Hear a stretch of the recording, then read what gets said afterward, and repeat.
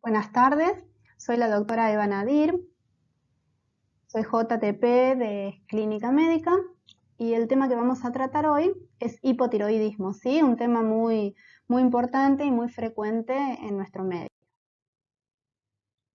¿A qué le denominamos hipotiroidismo? Hipotiroidismo es aquella situación clínica que se va a caracterizar por un déficit, ¿sí? Un déficit en la secreción de hormonas tiroideas. Está producida por una alteración que puede ser orgánica, anatómica o funcional de la misma glándula o por un déficit en la estimulación de la hormona tiroidea, ¿sí? De la TSH.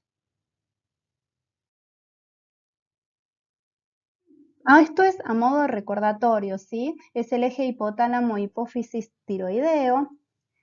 Comenzamos aquí, comenzamos en el hipotálamo con la hormona liberadora de tirotropina, la cual va a estimular en la región anterior de la hipófisis, liberando de esta manera tirotropina o TSH, la cual actúa de modo directo sobre la tiroides, estimulándola y haciendo que ésta pueda secretar o pueda producir T3 y T4, que son aquellas hormonas tiroideas que son las encargadas de cumplir determinadas funciones muy importantes para el metabolismo celular del organismo.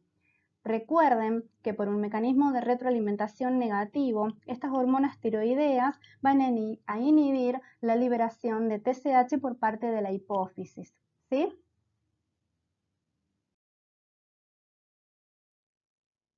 ¿Cuáles son las funciones de las hormonas tiroideas? Las hormonas tiroideas tienen un montón de funciones, muchos efectos en cada uno de los sistemas del organismo, a nivel general, del sistema nervioso, también cardiovascular, en el aparato reproductor y digestivo, algo a nivel del aparato respiratorio también.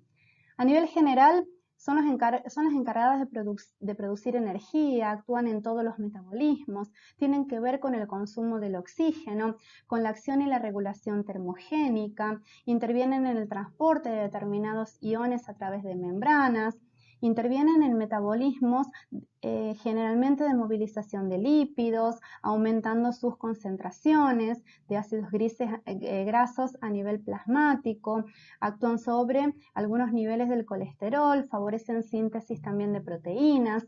A nivel del sistema nervioso son fundamentales para el desarrollo del sistema nervioso desde el feto. Potencian la capacidad de respuesta a determinados estímulos, tienen que ver con la producción y con la velocidad de los reflejos. A nivel cardiovascular, aumentan la capacidad que puede tener de transporte el oxígeno a nivel de la sangre. El gasto cardíaco puede estar aumentado por el efecto de estas hormonas. Tienen también una acción sobre un aumento o un incremento en la fuerza y en la velocidad de contracción del corazón. A nivel del sistema digestivo, estimulan la secreción de algunos jugos gástricos, algunas enzimas digestivas, tienen que ver e intervienen en aquellos mecanismos de absorción intestinal. En el aparato reproductor también tienen que ver con el desarrollo y con el funcionamiento para ambos géneros en el aparato reproductor, ¿sí? Son muy importantes los efectos a nivel del organismo de estas hormonas tiroideas. Las funciones fisiológicas de estas hormonas tienen que ver principalmente con la síntesis de nuevas proteínas. Por lo tanto, están involucrados en aquellas funciones de crecimiento, de desarrollo del sistema nervioso central, todo lo que dijimos a nivel cardiovascular con afectación del gasto cardíaco, de la fuerza de contracción del corazón, y a nivel del metabolismo, a nivel mitocondrial, a nivel del consumo de oxígeno, de absorción de algunos nutrientes, de lipólisis, de síntesis de proteínas. Tienen acción en todos estos tejidos que hablamos hace un rato, a nivel del corazón, del tejido adiposo, del músculo, del hueso, en el sistema nervioso, a nivel gastrointestinal, en la acción del metabolismo lipoproteico, y tienen acción sobre todo lo que tiene que ver con la termogénesis. ¿Cómo definimos al hipotiroidismo? Es aquel síndrome que va a resultar por la disminución en la producción o en la secreción de hormonas tiroideas, sea esta la T4 y la T3.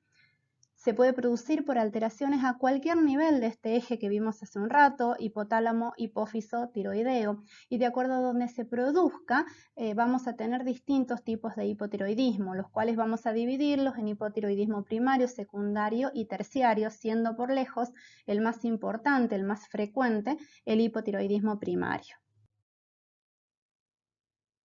Según el nivel entonces en el que la alteración se produzca, el hipotiroidismo va a clasificarse en hipotiroidismo primario cuando la afectación está primariamente a nivel de la glándula tiroidea. Así se produce una disminución de T3 y de T4 con un aumento de la TSH. Es el más frecuente de los hipotiroidismos. Luego sigue el hipotiroidismo secundario. Allí existe una afectación o una alteración a nivel de la hipófisis que me lleva a una disminución en la secreción de la TSH. Y tenemos el hipotiroidismo terciario, muy poco frecuente. Se produce por una alteración hipotalámica que me lleva a una disminución en la producción de la TRH, ¿sí? De la hormona liberadora de tirotropina. Algunos datos sobre el hipotiroidismo. Tiene una prevalencia en la población general de aproximadamente el 1%. En el 95% de los casos es patología a nivel de la tiroides, como dijimos recién, se debe a un hipotiroidismo primario, es más frecuente en mujeres que en hombres. La prevalencia del hipotiroidismo va aumentando a medida que la edad del paciente aumenta. Un 5% de los ancianos pueden presentar hipotiroidismo, generalmente son mujeres mayores de 60 años. El hipotiroidismo subclínico tiene una prevalencia aún mayor, ¿sí? Alrededor de un 7% aproximadamente. El hipotiroidismo congénito es un defecto muy frecuente, lamentablemente, como defecto congénito. Hablemos ahora del hipotiroidismo primario, el más frecuente, como dijimos hace un rato. Es la principal causa en todo el mundo, la deficiencia de yodo, ¿sí? El hipotiroidismo primario básicamente se produce por esta deficiencia de yodo. En países que no tienen esta deficiencia de yodo, la causa más frecuente del hipotiroidismo primario en su población es la tiroiditis autoinmune. Este hipotiroidismo primario puede deberse a distintas etiologías. Una muy importante es la tiroiditis autoinmune de Hashimoto. Generalmente se produce en áreas no deficitarias de yodo o en áreas que puede tener un déficit de yodo, pero que justamente en este paciente no se produjo por esta causa. El hipotiroidismo iatrogénico se puede producir luego de una tiroidectomía, total por supuesto. El tratamiento con yodo 131 también. Luego de la radiación externa del cuello también se puede producir un hipotiroidismo primario de etiología iatrogénica. Luego tenemos el hipotiroidismo yodo inducido. Este hipotiroidismo yodo inducido se produce generalmente y la causa más frecuente de hipotiroidismo primario y de bocio es el defecto de yodo en la dieta. Pero en la tiroides ocurre un fenómeno muy importante que se denomina de Wolff-Chaikoff y se puede producir un hipotiroidismo primario también, pero por exceso de yodo. ¿A qué se debe? ¿Sí? Este fenómeno de Wolff-Chaikoff es un fenómeno denominado de autorregulación, ¿sí? De autorregulación de la glándula tiroides. Esta glándula tiene esa capacidad. ¿Cuándo se pone de manifiesto este fenómeno de autorregulación? Cuando la presencia en la circulación general del paciente es de grandes cantidades de yodo, ¿sí? Grandes cantidades. ¿A qué me lleva? Me lleva a inhibir la formación de hormonas tiroideas en el folículo tiroideo y disminuir de esta manera su liberación. ¿Sí? Por eso se lo denomina un fenómeno de autorregulación. Frente a grandes cantidades, excesos de yodo, la glándula tiene la capacidad de frenar su producción y de no seguir produciendo y liberando hormonas tiroideas y producir de esta manera sí o sí un fenómeno de hipertiroidismo justamente. Entonces esto es el fenómeno de Wolff-Chaikoff. Pasado un tiempo, luego de que este fenómeno ha terminado, aparece un fenómeno denominado de escape, en donde rápidamente la glándula tiroides puede restaurar la producción normal de hormonas tiroideas y volver a su producción anterior. Los fármacos también son causa de hipotiroidismo primario, algunos efectos hereditarios en la síntesis de hormonas tiroideas también. La genesia o la disgenesia tiroidea también son productores de hipotiroidismo primario. Y las enfermedades infiltrativas o por depósito como la amiloidosis también pueden producir un hipotiroidismo primario. Entonces, volvemos a las etiologías más importantes del hipotiroidismo primario. En nuestro medio es el defecto de yodo. ¿Sí? Sería un hipotiroidismo primario yodo inducido. En países que no tienen o en áreas que no tienen tanto déficit de yodo en la dieta, la causa más frecuente sigue siendo la tiroiditis autoinmune, principalmente la de Hashimoto.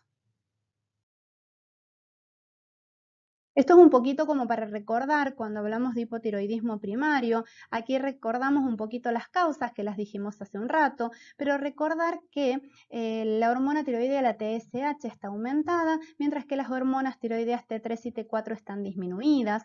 El hipotiroidismo primario puede estar causado por un hipotiroidismo congénito, por algunas enfermedades autoinmunitarias como la tiroiditis de Hashimoto, por algunos defectos en la síntesis de las hormonas tiroideas, como por ejemplo la deficiencia de yodo o cuando el paciente ha recibido algunos fármacos que tienen acción antitiroidea, en algunas tiroiditis subagudas asociadas a algunos virus como el de sarampión y en menor frecuencia el virus influenza, adenovirus y también en muy poca frecuencia virus de Epstein-Barr. Este hipotiroidismo primario, entonces, se presenta cuando nosotros hacemos un análisis de laboratorio con una TSH aumentada y disminuida aquellas hormonas tiroideas como son T3 y T4. Existe el hipotiroidismo subclínico, seguramente escucharon hablar de él. ¿De qué se trata este hipotiroidismo subclínico? Se va a definir por aquellas concentraciones plasmáticas de TSH por encima del límite superior, o sea que tenemos TSHs aumentadas, ¿sí? Pero los valores de las hormonas tiroideas T3 y T4 se encuentran normales, ¿sí? Esta es la definición del hipotiroidismo subclínico. TSH por encima del límite superior, pero con hormonas tiroideas normales. En general, las etiologías son las mismas que el hipotiroidismo clínico, la tiroiditis autoinmune, por ejemplo, tiroiditis subagudas virales, por ejemplo, las que dijimos hace un rato, la injuria tiroidea como una tiroidectomía, en este caso parcial, drogas, algunos ioduros, por ejemplo, y el hipotiroidismo clínico insuficientemente sustituido. ¿A qué se refiere con esto? Porque es bastante frecuente. Aquellos pacientes que tienen un hipotiroidismo primario, clínico, manifiesto, a los cuales nosotros les estamos dando hormonas tiroideas, en algunos momentos de su evolución pueden presentar algunas alteraciones. ¿Por qué? Porque presentan en su tratamiento dosis insuficientes y su manifestación va a ser a lo mejor con una hormona tiroidea aumentada, pero con hormonas, con TSH aumentada, pero con hormonas tiroideas que están en rango prácticamente normales. A esto también se le puede denominar hipotiroidismo subclínico, pero por un hipotiroidismo anterior insuficientemente sustituido. Entonces, para recordar, el hipotiroidismo subclínico, la TSH se encuentra aumentada, pero las hormonas tiroideas T4 y T3 se encuentran dentro de los valores normales. El hipotiroidismo secundario, la causa de la disminución de la TSH es hipofisaria, se encuentra allí a nivel de la hipófisis. ¿Qué encontramos a nivel de laboratorio? Una TSH disminuida, con T4 y T3 también disminuidas. ¿Cuáles son las etiologías? Los adenomas, por ejemplo, los adenomas que se ubican a nivel de adenohipófisis, un síndrome denominado síndrome de Sheehan, que es una necrosis hipofisaria postparto, en la cual no solamente va a tener un hipotiroidismo secundario la paciente, sino también un déficit asociado a otras hormonas como ACTH, por ejemplo, en algunos traumatismos de hipófisis o en algunas inflamaciones hipofisiarias. Este hipotiroidismo secundario, entonces, se debe a estas etiologías. Aquí las repetimos para que ustedes las puedan recordar: los adenomas, el síndrome de Sheehan, posradioterapia o postcirugía y en algunos traumatismos. Lo importante es saber que la TSH se encuentra disminuida, al igual que las hormonas tiroideas T3 y T4. Todo esto a nivel del laboratorio. Esto es entonces para recordar. Este es un cuadrito que ustedes lo pueden ver para recordar lo que es un hipotiroidismo subclínico en laboratorio, el primario y el hipotiroidismo secundario, o también denominado central o hipofisario. El hipotiroidismo terciario es muy poco frecuente, pero tenemos que saber que se debe a una alteración a nivel del hipotálamo o a nivel de algunas estructuras vecinas que comprometen en forma secundaria el hipotálamo. Allí, la hormona liberadora de tirotropina, que es la TRH, se encuentra disminuida, la TSH también, al igual que las hormonas tiroideas T3 y T4. Este hipotiroidismo terciario puede deberse entonces a efectos postquirúrgicos cercanos al hipotálamo, posradioterapia o en algunos tumores cercanos que pueden afectar hipotálamo. ¿Cuáles son las manifestaciones clínicas del hipotiroidismo? Puede haber signos y síntomas de hipotiroidismo. Aquellos síntomas más importantes se deben a un paciente que se presenta con cansancio, con debilidad. El paciente refiere astenia marcada, somnolencia, algo de sequedad en la piel, intolerancia al frío, caída de cabello con un cabello un poco más fino de lo habitual. El paciente refiere hasta cierta dificultad en la concentración, refiere tener como una mala memoria. Eso es lo que refieren al contarnos cómo se sienten: constipación, estreñimiento, aumento de peso, alteraciones menstruales. La paciente puede tener oligomenorrea o amenorrea. Y algunos signos que nos conducen al diagnóstico de hipotiroidismo es la piel seca, la piel áspera, las extremidades se encuentran disminuidas de temperatura, la presencia de mixedema, de algunas zonas de alopecia, la frecuencia cardíaca disminuida, ¿sí? Todo esto nos indica un metabolismo también que está disminuido. El retraso en la relajación de los reflejos tendinosos. Algunos pacientes pueden incluso presentar hasta síndromes del túnel carpiano. La facies mixedematosa o la facies hipotiroidea es una facie muy característica. El paciente se encuentra con un edema palpebral o periorbitario, con labios gruesos. Estos son hipotiroidismos, por supuesto, de larga data, no un hipotiroidismo que recién empieza con sintomatología y recién lo estamos diagnosticando, ¿sí? Esta fase hipotiroidea lleva un tiempo el paciente sin tener su diagnóstico. Se encuentra con macroglosia, estos labios gruesos, la piel se encuentra engrosada. Hay algunas manifestaciones a nivel de la dermis que se producen por acumulación de glucosaminoglicanos. Esto me lleva al engrosamiento de la piel, a que tenga una piel mucho más seca de lo habitual, ¿sí? Todo esto constituye la facies hipotiroidea. Al examen físico, el paciente con hipotiroidismo tiene una glándula tiroidea a la palpación que puede estar aumentada de tamaño. A esto lo denominamos bocio, ¿sí? Puede haber distintos tipos de bocio. El bocio puede ser indoloro, depende de la patología que tenga el paciente o la etiología causante de este bocio y de este hipotiroidismo. El bocio puede ser indoloro, puede tener una superficie lisa, otras veces puede ser nodular. Eso va a depender justamente de la etiología, ¿sí? De la etiología de este bocio. Al evaluarlos a los pacientes neurológicamente, vemos sus reflejos o los ROT que pueden estar enlentecidos, ¿sí? A la auscultación respiratoria y cardíaca puede haber bradicardia. El paciente puede cursar con algún tipo de derrame pericárdico que me lleve a ruidos hipofonéticos, o derrame pleural que me lleve a un murmullo vesicular disminuido o incluso abolido en las bases. Al evaluar las pieles y las faneras, vemos justamente este pelo que está débil, existe pérdida de vello pubiano, de vello axilar, la piel está muy seca, puede haber edema facial, la presencia también de macroglosia, también de mixedema. La frecuencia cardíaca, como dijimos hace un rato, generalmente es bradicardia. Esto que les presento acá es un score, ¿sí? Un score que se denomina de Billewitz, ¿sí? Que es un índice clínico diagnóstico de hipotiroidismo, en el cual se pueden sumar puntos de acuerdo a los síntomas o signos que encontremos en el paciente, y cuando estos no están frecuentes, cuando no están presentes, perdón, se van restando. Más de 30 puntos nos da la alta sospecha de hipotiroidismo. Se trata de aquellos síntomas y signos que ya estuvimos viendo, como la sudoración disminuida, la piel seca, la intolerancia al frío, la presencia o no de esta intolerancia, parestesias, la piel fría, la piel engrosada, el retardo en la relajación de algunos reflejos, la frecuencia cardíaca, ¿sí? Lo que quiero que ustedes recuerden, ningún índice, ningún score va a reemplazar el criterio médico que nosotros tengamos, ¿sí? La alta sospecha, que podamos confirmarlo con los signos y los síntomas del paciente y por supuesto posteriormente con el laboratorio.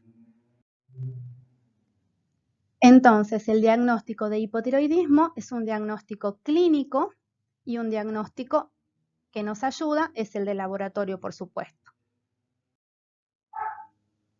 A nivel del laboratorio, la determinación más útil para el diagnóstico de hipotiroidismo es la medición de la TSH, ¿sí? La solicitud de T4 o de T4 libre suele acompañar, por supuesto, la TSH para confirmar el diagnóstico. Pero para seguimiento en un paciente ya hipotiroideo, nosotros usamos a la TSH, ¿sí? Como medio para poder continuar con su tratamiento, medición y control de tratamiento. La TSH es el examen que nosotros preferimos para revelarle la función tiroidea inicial, para evaluar el comienzo de un tratamiento. Se acepta como normal algunos valores de TSH entre 0,5 y 4,2. Antes lo normal era hasta 5, pero hay algunas instituciones y algunos consensos, por ejemplo, de la Asociación Americana de Endocrinólogos, en donde disminuyen este valor normal de TSH considerando aquel valor por encima de 3 o de 3,5 como un valor ya altamente sugestivo de hipotiroidismo. La T4 y T4 libre, hay algo importante que ustedes tienen que saber. El 99% de la T4 va a circular ligado a proteínas. Entonces, ¿qué sucede? Existe una alta posibilidad de que varios factores externos afecten esta cantidad o esta afinidad de la T4 por estas proteínas. Por lo tanto, muchas veces el uso de la T4 libre como un método de diagnóstico puede estar avalado, ¿sí? Entonces, por eso es que nosotros en este momento preferimos hacer, siempre y cuando la institución en donde nosotros estemos tenga T4 libre, ¿no? Porque no lo tienen todas las instituciones. Si no hay, pedimos TSH y T4 total para poder hacer el diagnóstico. Si contamos con T4 libre, pedimos TSH y T4 libre, y de esta manera podemos diagnosticar en forma correcta un hipotiroidismo primario. T3 total y T3 libre son de muy poca utilidad para un diagnóstico de un hipotiroidismo, sobre todo primario. Aquí, para que ustedes puedan leer, son unos cuadritos de valores normales de TSH en el adulto, que son los valores que dijimos hace un rato, y acá les muestro los rangos de referencia de distintas hormonas, ¿sí? De todas tiroideas, por supuesto, de TSH, de la T4 total libre, la T3 total y la T3 libre, como para que sepan algunos valores de referencia. Ahora hablemos un poquito de los anticuerpos. Existen dos anticuerpos que son los anticuerpos más importantes que nosotros pedimos, sobre todo el primero, el anticuerpo anti-TPO o anticuerpo antiperoxidasa, y el segundo es el anticuerpo antitiroglobulina. ¿Cuándo pedimos anticuerpos? Cuando nosotros sospechamos patología tiroidea autoinmunitaria. En nuestro medio son bastante frecuentes, por lo tanto al hacer diagnósticos de hipotiroidismo o alta sospecha, a veces los pedimos en conjunto, pero no todos, sobre todo el anticuerpo anti-TPO. Entonces aquí tenemos un cuadro que nos habla un poquito de los anticuerpos antitiroideos. El antitiroperoxidasa, que es el anti-TPO, aquí muestra su valor normal, están presentes en aquellas patologías autoinmunitarias como la tiroiditis de Hashimoto y la enfermedad de Graves. Luego tenemos el anticuerpo antitiroglobulina y tenemos un anticuerpo antirreceptor de TSH, que también lo podemos pedir, pero el más importante y el que con más frecuencia nosotros podemos encontrar es el anticuerpo anti-TPO. Ese es el que pedimos. Vamos a hacer brevemente un algoritmo diagnóstico de hipotiroidismo con todo lo que acabamos de hablar. Nosotros tenemos un paciente en el que ya tenemos la sospecha por los síntomas y los signos de la presencia de hipotiroidismo. Lo que le pedimos al paciente es la TSH, ¿sí? Si esta TSH nos da aumentada y tenemos una T4 libre que está disminuida, vamos a hacer el diagnóstico de un hipotiroidismo primario. Si tenemos la TSH aumentada, pero con una T4 libre normal, se trata de un hipotiroidismo subclínico. Vamos a la otra columna. Si tenemos TSH disminuida con una T4 disminuida, se trata de un hipotiroidismo central o hipotiroidismo hipofisario o hipotiroidismo secundario, como ustedes le quieran decir. ¿Cuál es el tratamiento del hipotiroidismo? Consiste en la administración exógena a dosis adecuada e ininterrumpida en el tiempo de hormona tiroidea, que prescribimos como terapia de reemplazo hormonal levotiroxina. ¿Sí? En nuestro país nosotros damos T4. Debe tomarse, esto ustedes ya lo saben de farmacología, cuáles son las indicaciones que tenemos que dar al paciente. El paciente tiene que tomar levotiroxina antes del desayuno, tiene que ser en ayunas. Algunas fibras pueden interferir en su absorción, como salvado, por ejemplo, y no se tiene que tomar junto a otras medicaciones que pueden inhibir su absorción. La dosis inicial con la que nosotros comenzamos el tratamiento en un paciente que recién acabamos de hacerle el diagnóstico depende de un montón de factores. Tiene que ver con la edad, no es lo mismo una paciente a la que le diagnosticamos hipotiroidismo a los 25 años o una paciente de 80 años, el peso del paciente, la presencia o no de algunas comorbilidades, especialmente a esas patologías cardiovasculares y fundamentalmente las coronariopatías. Tenemos que ver la severidad de los síntomas del paciente, la duración que trae el paciente de esta sintomatología, de este cuadro clínico, aquellos valores de TSH previos al tratamiento. Tenemos que saber que en aquellos pacientes jóvenes que no tienen otras patologías de riesgo, vamos a comenzar o podemos comenzar con algunas dosis media, como puede ser de 50 microgramos al día o de 75 microgramos al día, e ir aumentándolos o disminuyéndolos hasta alcanzar los valores de eutiroidismo. En aquellos pacientes mayores de 50 y en especial mayores de 60, o en aquellos pacientes que tengamos algún tipo de comorbilidad como una cardiopatía, tenemos que ser un poquito más precavidos, más cautos. Comenzamos con dosis menores. ¿Por qué? Porque lo que tenemos que tratar de disminuir es la posibilidad de desencadenar determinadas reacciones adversas como palpitaciones, como taquicardias, que me pueden llevar a la producción de arritmias o de insuficiencia cardíaca en un paciente. Entonces comenzamos con la mitad de la dosis que comenzamos en un paciente joven. Se puede comenzar con 25, incluso en algunos pacientes muy lábiles comenzamos con 12,5, en otros con 50, pero generalmente lo tratamos de hacer en estos pacientes con dosis menores a las indicadas en pacientes jóvenes. Vamos ajustando la dosis generalmente cada 6 semanas, hasta que llegamos a la dosis de eutiroidismo. En el hipotiroidismo subclínico, la indicación o no de tratamiento está bastante discutido. Hay distintas guías y distintas recomendaciones frente a la indicación o no de un tratamiento en este tipo de pacientes. En donde no está discutido es cuando nosotros tenemos un paciente que tiene hipotiroidismo subclínico con una TSH por arriba de 10, aunque tenga las hormonas tiroideas normales y sigamos definiéndolo al paciente como hipotiroideo subclínico. En aquel paciente que la TSH es mayor a 10, tenemos que comenzar tratamiento. Acá va un algoritmo justamente para el hipotiroidismo subclínico con TSH por debajo de 10. Ya dijimos que por arriba de 10, un paciente hipotiroideo subclínico, no tenemos duda y tenemos que implementarle tratamiento. Pero ¿qué sucede en aquellos pacientes que tenemos una TSH por debajo de 10? Tenemos que hacerle una estratificación clínica. Aquel paciente que tiene un alto riesgo cardiovascular, que tiene alto riesgo aterosclerótico, un paciente dislipémico, diabético, fumador, que tenga algún tipo de disfunción cardiovascular documentada, que esté con síntomas, que tenga anticuerpos antiperoxidasas positivos, en un paciente con bocio. En aquellos pacientes sí consideramos ya el reemplazo con levotiroxina, o sea, con T4. Tenemos que monitorizar, por supuesto, como en todos los pacientes, la función tiroidea cada determinada cantidad de tiempo y monitorizar también la función cardiovascular.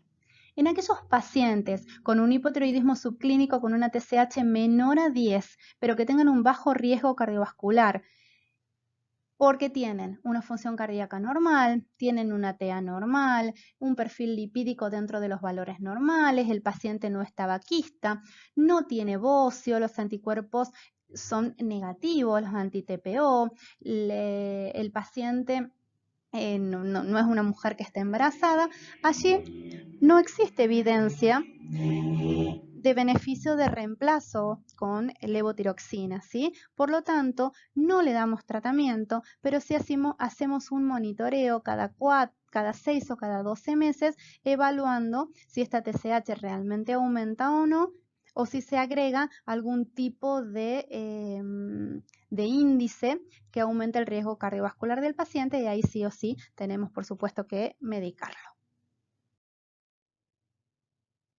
Es muy importante considerar que el médico clínico, que somos los que hacemos el diagnóstico, tenemos que buscar activamente en determinados pacientes la presencia de hipotiroidismo, en aquellos pacientes que tengan una sintomatología compatible y mucho más en nuestro medio. En nuestro medio el hipotiroidismo es una patología muy frecuente. En aquellos pacientes, por supuesto, que se presentan con bocio o que tienen perfiles lipídicos alterados, una anemia no explicada, son anemias, generalmente anemias que son leves, mantenidas en el tiempo, en aquellos pacientes con infertilidad, ¿sí? En aquellos pacientes con obesidad o con aumentos de peso sin que se encuentre una causa que podamos justificar, en aquellos pacientes con síndrome del túnel carpiano o algunos otros síndromes que tengan que ver con atrapamientos de los nervios periféricos, en aquellos pacientes con cambios en el humor, generalmente pacientes con síntomas depresivos sin que se encuentre una causa real, en aquellos pacientes tratados con determinados fármacos, como amiodarona o como litio, y en aquellos pacientes que tengan alguna otra enfermedad autoinmunitaria como diabetes tipo 1, lupus, ¿sí? Vitiligo. Recuerden que en estos pacientes nosotros tenemos patologías autoinmunitarias asociadas, ¿sí? O patologías poliglandulares. Entonces, en este tipo de pacientes se pueden presentar enfermedades autoinmunitarias que están asociadas. Vamos a hablar un poquito de una enfermedad que se denomina coma mixedematoso, que es algo muy grave que puede ocurrir en pacientes hipotiroideos. Es la manifestación más extrema del hipotiroidismo. Es una afección, gracias a Dios, poco común, pero es potencialmente mortal. Es una urgencia endocrinológica. Tiene una mortalidad elevada, mayor al 30%, y afecta principalmente a aquellos pacientes que ya tienen antecedentes de hipotiroidismo. Es más frecuente en mujeres de 60 años, y por diversos motivos se ha visto que principalmente su frecuencia puede aumentar durante los meses de invierno. ¿Cuándo ocurre este coma o cuándo puede ocurrir este coma mixedematoso? Cuando los mecanismos compensadores orgánicos se pierden frente a un factor desencadenante.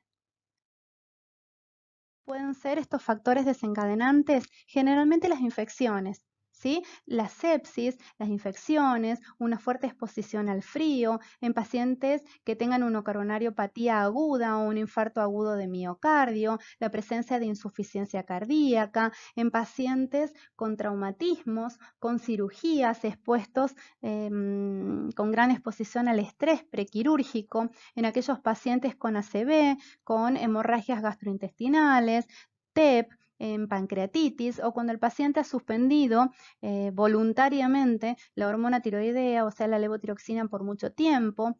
Estos pueden ser factores desencadenantes de un coma mixedematoso en un paciente previamente hipotiroideo, ¿sí?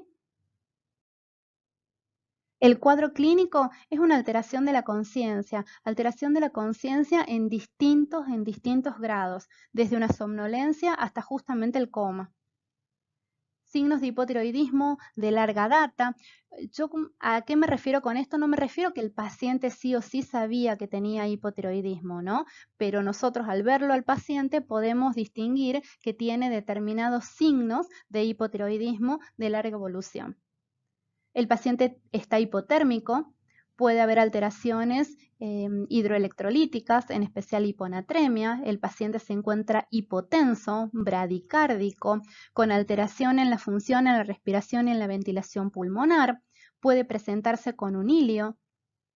El paciente tiene hiporreflexia cuando se le hace todas las maniobras del sistema nervioso. ¿Y cuál es el tratamiento? La rápida reposición de hormonas tiroideas luego del diagnóstico. Estas hormonas tiroideas se deben dar por vía endovenosa.